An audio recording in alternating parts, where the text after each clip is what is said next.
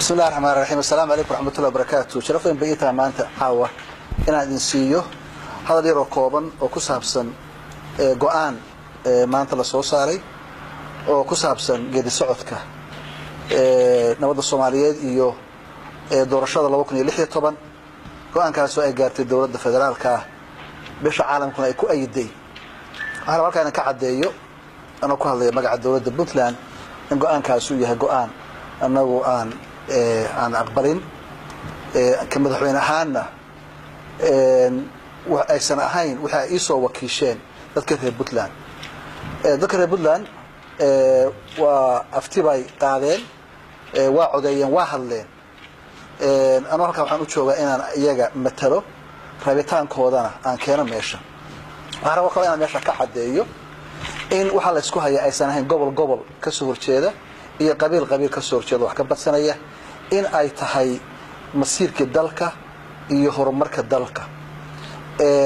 markii aan 2012 doorashada waddankan ka dhacday waxa la filayay 4 sano ka bacdi in la helo dawladnimo iyo horumar ka wanaagsan kii 2012 waxa la rajeynay dadka Soomaalidu ay meel walba ay rabeen inay helaan matalaad shacbi ah oo dhaba inay helaan dawladnimo ka tarjubaysa rabitaankooda siinaysana waxay u baahnayd oo ay dawladnimo ka rabeen shacbiga Soomaaliyeed meel walba ay joogaanba waxay rabaan isku mid waa isku hadaf waana isku baahi.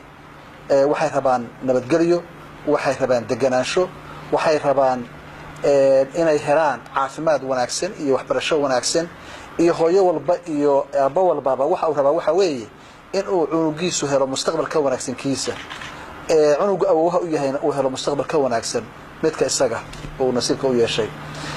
ilamaha marka nidaamka hadda la rabo in wax lagu dhaqo qadariga ahi in uu shacbiga Soomaaliyeed u horseeyo dawladnimo wanaagsan iyo in uu gaarsiinayo hadafkaas iyo yoolkaas ay tiigsanayaan ma aha mid u heelinaya mana aha mid siinaya matalaadii shacbiga hada dhabtahay u baahnaayeen in dawladnimadu runtahay ay rabeen mid siinaya ma aha.